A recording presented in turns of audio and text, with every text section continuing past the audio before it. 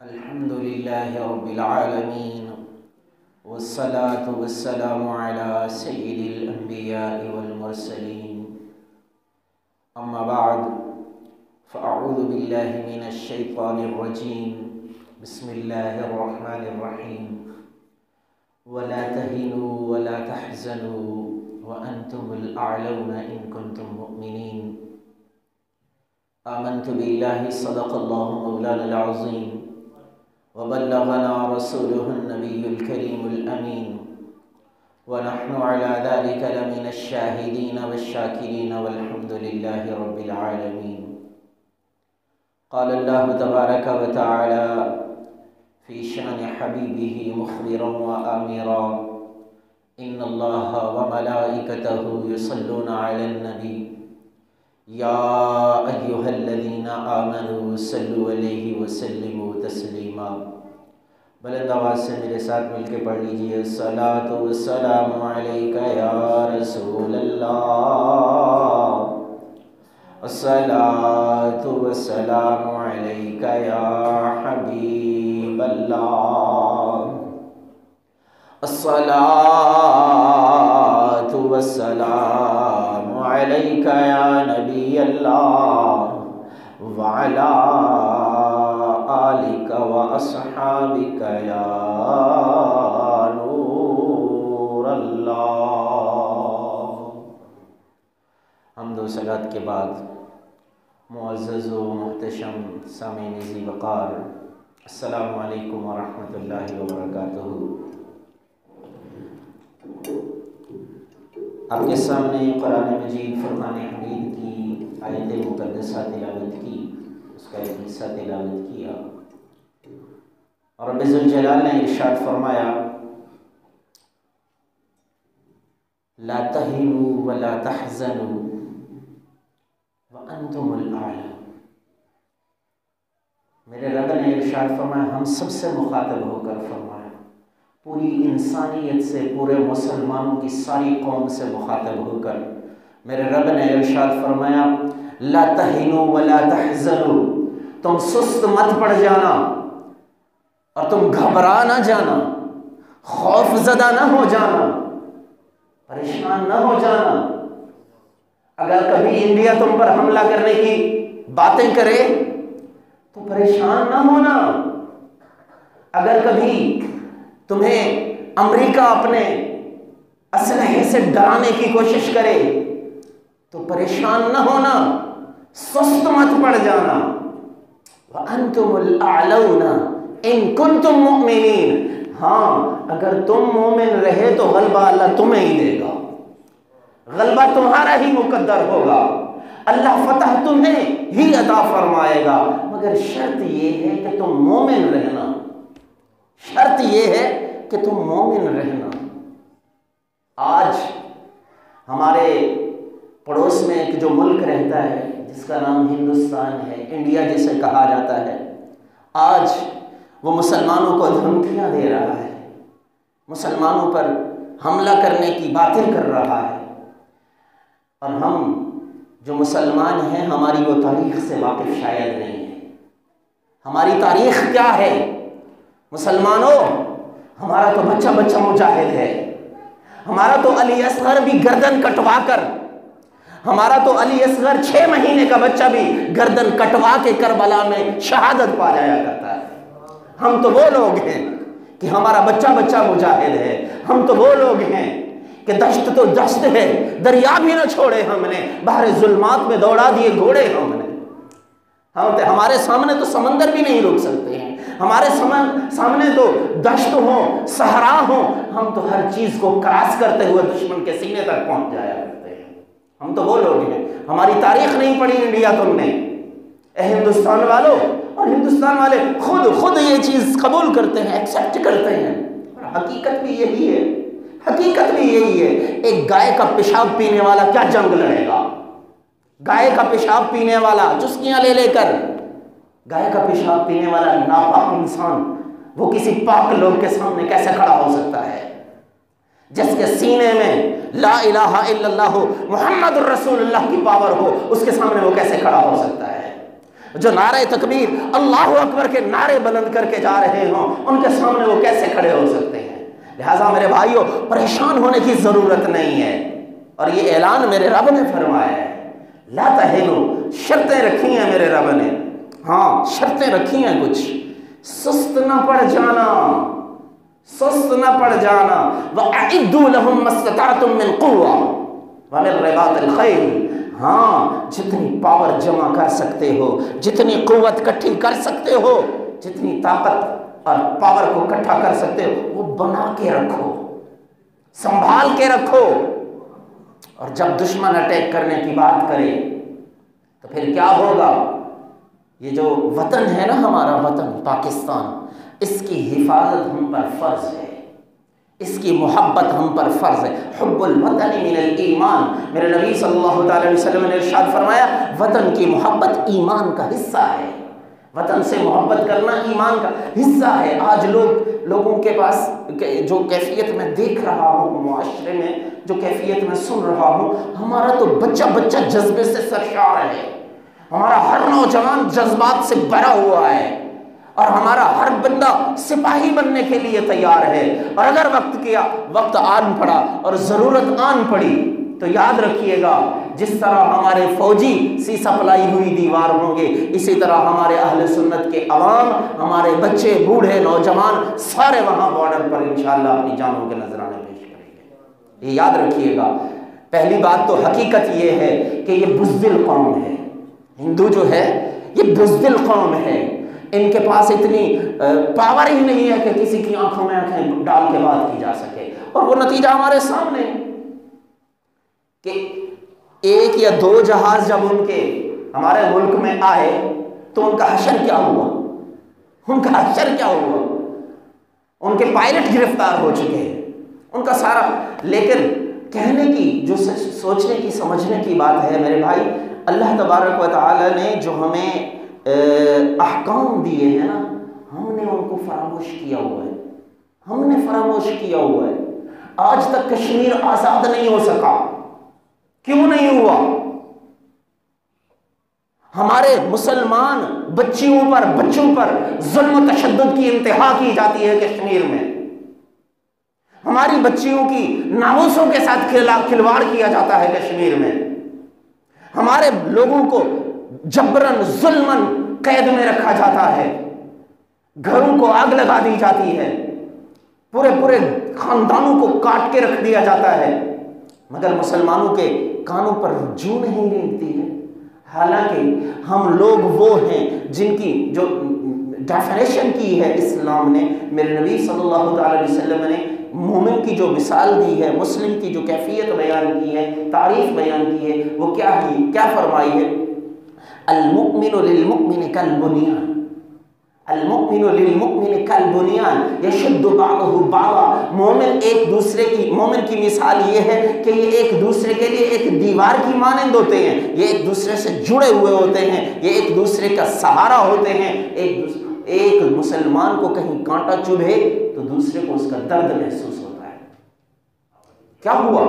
کشمیر میں درد ہوتا رہا، کشمیر میں ظلم ہوتا رہا، کشمیر میں جو ہے تشدد ہوتا رہا، مسلمانوں نے اس کا درد محسوس کیوں نہیں کیا؟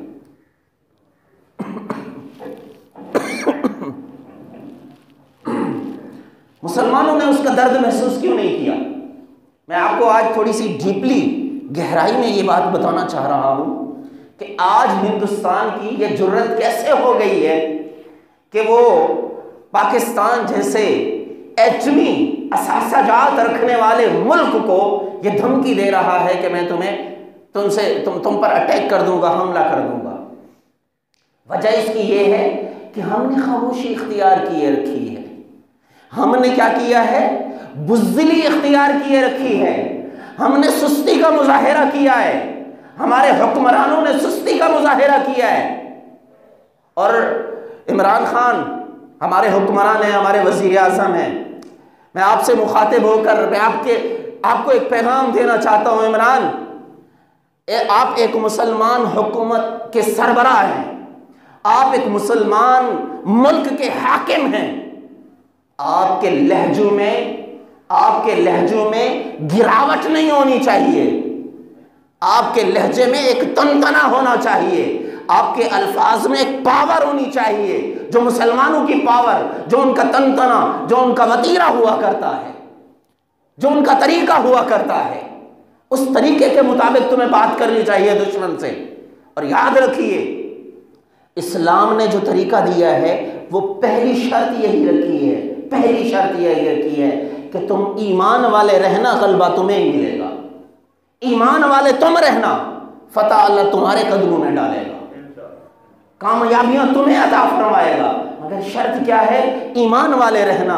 عمران خان، آپ مسلمان ملک کے وزیر اعظم ہیں، آپ ایمان والے بن جاؤ، اسلام کا توق اپنے گلے میں ڈال لو، اسلام کے سامنے اپنی گردن جھکا لو، تمہیں ٹرمپ کے سامنے گردن جھکانے کی ضرورت نہیں ہوگی، تمہیں امریکہ کے سامنے گھٹنے ٹیکنے کی ضرورت نہیں ہوگی۔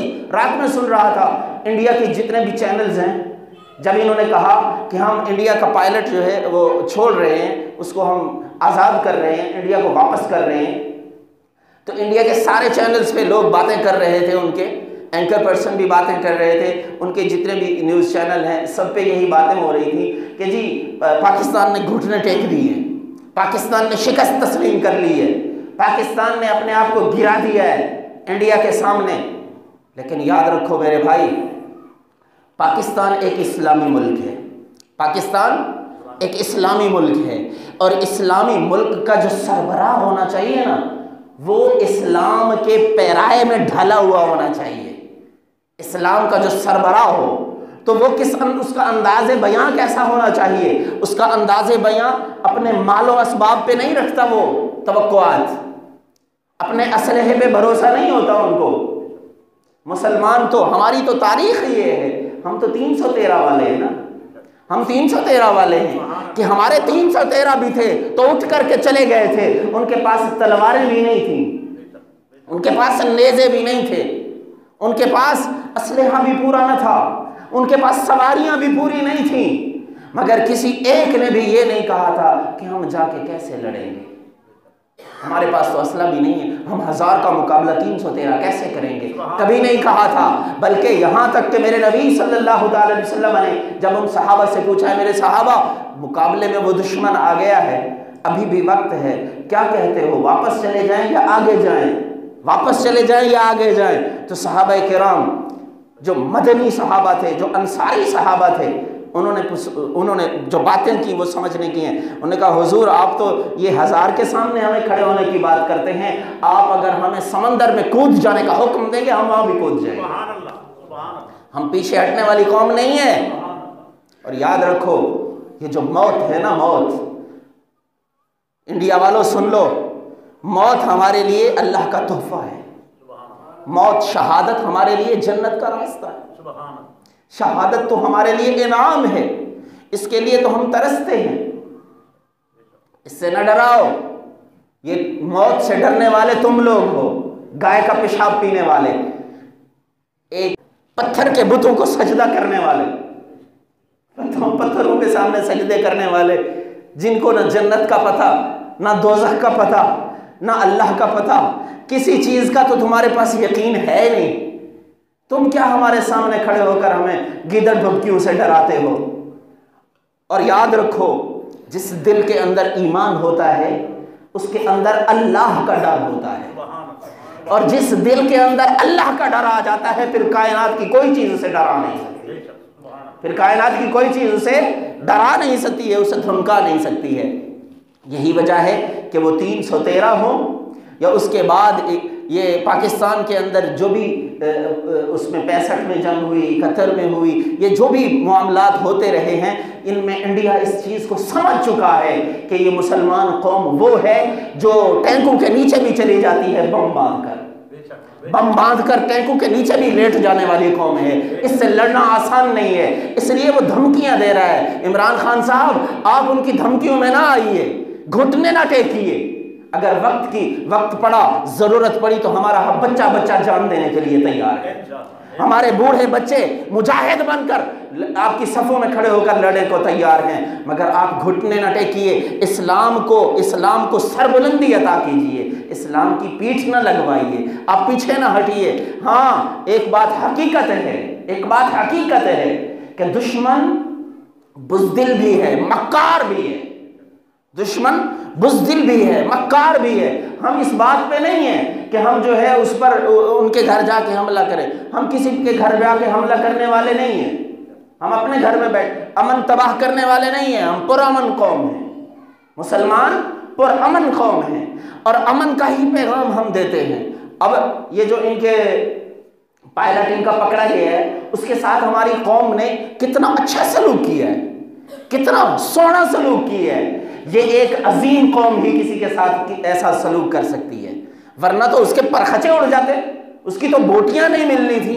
وہ ہمارے ملک میں حملہ کرنے آیا تھا، ہمارا دشمن بن کے آیا تھا، مگر دشمن کو دودھ پلانا یہ ہمارا وتیرہ رہا ہے، دشمن کو دودھ پلانا ہمارا طریقہ رہا ہے، یہ ہماری شان ہے، یہ ہماری عزت ہے، یہ ہم نے کر کے دکھا دیا ہے۔ اور انڈیا والوں، تمہارے اندر یہ ہمت بھی نہیں ہے، ان کے اندر تو اتنی اخلاقی جرت بھی نہیں ہے، اخلاقی جرت بھی نہیں ہے۔ لہٰذا اور ایک بات یاد رکھیے جو میں آپ سے خاص طور پر کہنا چاہتا ہوں، خاص طور پر کہنا چاہتا ہوں، میرے بھائی، یہ جنگی حالات چل رہے ہیں، اس وقت حالات جنگ میں ہے ملک پاکستان حالات جنگ سے گزر رہا، اس وقت بھی اور اس کے بعد بھی، اس سے پہلے بھی اپنے رب کے دروازے پر آ جائیے، اپنے رب کے دروازے کو نہ چھوڑیے۔ خدا را یہ شکستیں ہوں یا فتوحات ہوں، یہ کامیابیاں ہوں یا ناکامیاں ہوں، یہ ملکوں کا ملنا ہو یا ملکوں کا ٹوٹنا ہو، یہ بستیوں کا اجڑنا ہو یا آباد ہونا ہو، یہ سب کچھ میرے رب کے ہاتھ میں، یہ سب کچھ میرے رب کے ہاتھ میں۔ آپ کو یاد ہوگا بدر کا وہ موقع کہ 313 حضور اکرم صلی اللہ علیہ وسلم لے کر کے آئے ہوئے ہیں، مگر ان تلواروں، ان تیروں، ان شجاعوں پر بھروسہ نہیں ہے، بھروسہ پھر بھی رب العالمین کی ذات پر ہے کہ میرے محمد عربی کائنات کے امام ہو کر اس وقت بھی پورا اسلامی لشکر لے کر کے آئے ہوئے ہیں، مگر رب العالمین کی بارگاہ میں سجدہ ریز ہو کر دعا رب سے مانگ رہے ہیں، دعا رب سے مانگ رہے ہیں کہ مولا تو ہی ان کو کامیابی عطا فرما، تو ہی ان کو فتح عطا فرما۔ لہٰذا آج بھی ضرورت ہے اس چیز کی کہ اپنے رب کے دروازے پر آ جائیے۔ نوجوانوں، نمازیں پڑھنا شروع کر دو، جہاد کے لیے تیار ہو، جہاد کے تو جہاں جہاد کے لیے تیار ہو وہاں نماز کے لیے کیوں تیار نہیں؟ جہاں جہاد کے لیے تیار ہو وہاں نماز کے لیے کیوں تیار نہیں ہو؟ میرے بھائی آ جاؤ۔ اور ایک بات میں آپ کو سنانا چاہتا ہوں، یہ جو قوم ہے نا، ہندو قوم، یہ وہ لوگ ہیں، بزدل تو ہیں ہی، مکار تو ہیں ہی، اور ساتھ میں کئی خداؤں کے پجاری ہیں، باطل خداؤں کے، یہ پتھر کے بتوں کے سامنے سجدہ ریز ہونے والی قوم ہے، یہ بندروں کو جو ہے بندروں کو سجدے کرنے والی، سانپوں کو سجدے کرنے والی قوم ہے۔ یہ ایسی قوم ہے جو اگر کچھ لوگ ہمارے یہاں بھی آباد ہیں جو ان کے ساتھ رہ چکے ہیں، ہمارے ہاں وہ رہے ہیں ہندو لوگ، تو کچھ ابھی بھی رہ رہے ہیں اس ملک میں۔ یہ ایسی قوم ہے کہ اس کو شکست دینا تو بہت ہی آسان ہے، بہت ہی آسان، ڈرپوک ترین قوم ہے۔ کیوں؟ کیونکہ ان کے دل میں ایمان کی پاور نہیں ہے۔ اور میرے نبی صلی اللہ علیہ وسلم تشریف لائے اس دنیا میں، حضور اکرم صلی اللہ علیہ وسلم نے کائنات کو روشنیاں بانٹی ہیں، کائنات کو اجالے بانٹے ہیں میرے نبی صلی اللہ علیہ وسلم نے۔ اور جہاں جہاں تک میرے نبی کی روشنی پہنچی ہے، نور ایمان پہنچا ہے، ان دلوں کے اندر جب روشنی میرے نبی صلی اللہ علیہ وسلم کے چراغ کی روشنی پہنچی ہے، ایمان پہنچا ہے، تو پھر اللہ کا خوف بھی پہنچا ہے، تقویٰ بھی پہنچا ہے۔ اور جہاں جہاں یہ نور ایمان نہیں پہنچا، جو دل اس نور ایمان سے محروم ہو گئے ہیں، پھر وہ آج بھی بتوں کو سجدے کر رہے ہیں۔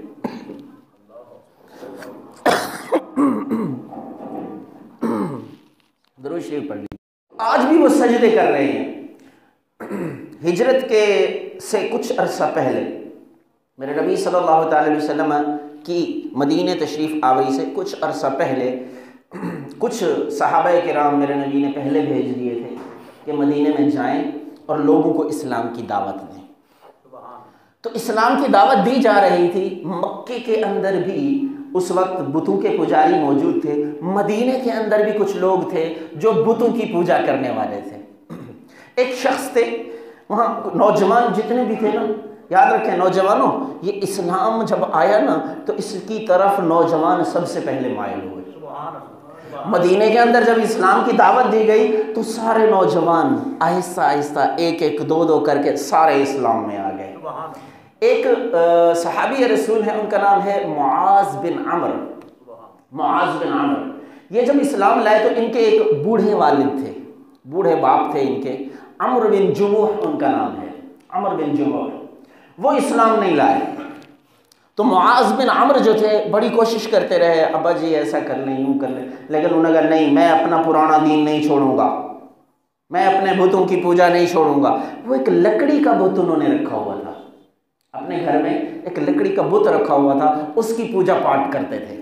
عمرو بن جموح بعد میں اسلام لے آئے، بڑے اچھے صحابی رسول بنے۔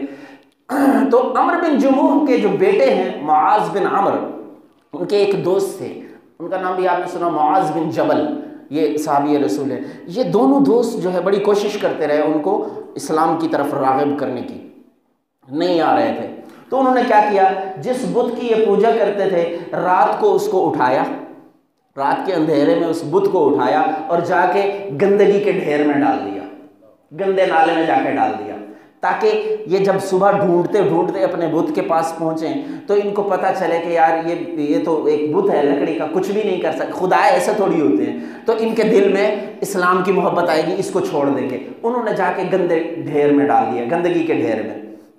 صبح جب عمرو بن جموح اٹھے تو پوجا کرنے کے لیے وہاں گئے تو وہ تو ہے ہی نہیں، تو کہنے لگے اوہو کہاں گیا میرا خدا۔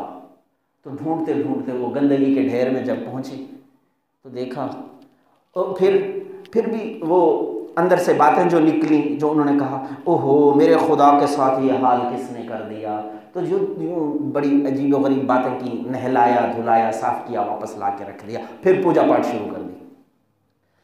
دوسرے دن پھر انہوں نے ایسا کیا، تیسرے دن پھر کیا، چوتھے دن پھر جب ایسا کیا تو ان کے دل میں خیال آیا، عمرو بن جموح کے دل میں خیال آیا، ایسا کرتا ہوں میں، ایک تلوار لائی، تلوار لا کے اس بت کے گلے میں لٹکا دی اور بت سے مخاطب ہو کر کہا کہ آج جب تمہارا دشمن آئے نا تمہیں اٹھانے کے لیے، اس تلوار سے اس کو قتل کر دینا۔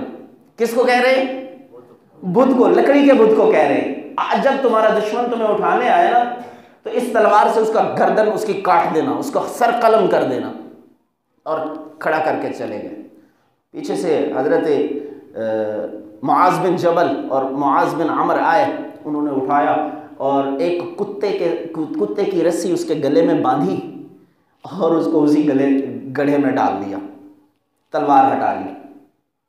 اگلے دن جب ڈھونڈتے ہوئے وہاں پہنچے تو دیکھا کتے کی رسی اس کے گلے میں پڑی ہوئی ہے۔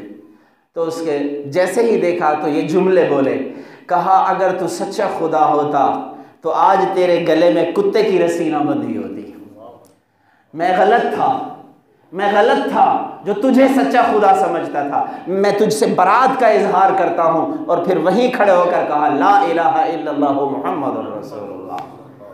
تو میرے بھائی، حضرت عمرو بن جموح کلمہ پڑھ کے مسلمان ہو گئے۔ ان کو یہ پتہ چل گیا کہ یہ لکڑی کا بت کچھ بھی نہیں کر سکتا ہے، کچھ بھی نہیں کر سکتا ہے۔ اور یاد رکھیں ان کے ساتھ وہ لکڑیوں والے، وہ پتھروں والے، وہ مٹی کے بنائے ہوئے، وہ سیمنٹ سے جوڑے ہوئے پتھروں کے بت ہیں جن کا کوئی مددگار نہیں ہے۔ آپ میں سے ہر ایک کا مددگار اللہ موجود ہے، ہمارا مددگار اللہ موجود ہے۔ اور ہمارا رب پتہ ہے کیسا ہے؟ ہمارا رب ایسا ہے کہ اگر ہماری صفوں کے اندر مسلمانوں کی تعداد کم پڑنے لگے تو اللہ آسمان سے فرشتے اتار دیتا ہے۔ اللہ آسمان سے ہماری مدد کے لیے فرشتے اتارنے والا ہمارا رب ایسا ہے۔ لہٰذا ہمیں کوئی فکر نہیں ہے، ہمیں کوئی پریشانی نہیں ہے۔ یہی چیز میرے رب نے ارشاد فرمائی لا تہنوا ولا تحزنوا۔ ہاں ایک شرط میرے رب نے رکھی ہے، تم بھی سست مت پڑ جانا، سست بھی مت پڑ جانا، اسلام سے روگردانی نہ کر لینا۔ تکبر میں نہ پڑ جانا، اسلام کے خلاف باتیں نہ کرنے لگ جانا، گناہ کرنے نہ لگ جانا، شراب کی طرف نہ چلے جانا، زنا کو عام نہ کرنے لگ جانا، دھوکہ نہ دینے لگنا، یہ اسلامی شعائر کے خلاف ہے۔ اسلامی شعائر پر تم کاربند رہنا، ساری دنیا کی فتح اللہ تمہارے قدموں میں ڈال دے گا۔ یہ میرے رب نے اعلان، انتم الاعلون ان کنتم مؤمنین، اگر تم مومن ہو تو کامیابی تمہارے قدم چومے گی۔ اپنے آپ کو تیار بھی رکھیں، اپنے رب کی بارگاہ میں آ جائیں، اپنے رب کی بارگاہ محمد مصطفیٰ صلی اللہ تعالی علیہ وسلم کی سنت سمجھتے ہوئے، جیسے بدر کے میدان میں میرے نبی نے سجدہ ریز ہو کر اللہ سے دعا مانگی ہے، اپنے گھروں میں، اپنی مسجدوں میں اپنے رب کے ہاں سجدہ ریز ہو کر آنسو بہاتے ہوئے رب سے اپنے ملک کی فتح کے لیے، اپنے ملک کی سلامتی کے لیے دعا بھی کیجیے، اپنی افواج کی امداد کے لیے دعا بھی کیجیے۔ جو کچھ کر سکتے ہیں وہ بھی کرتے رہیں، اور دعائیں بھی ساتھ میں کرتے رہیں، عبادتیں بھی ساتھ میں کرتے رہیں۔ اللہ رب العالمین ہم سب کی اس حاضری کو قبول و منظور فرمائے۔ وآخر دعوانا ان الحمد للہ رب العالمین۔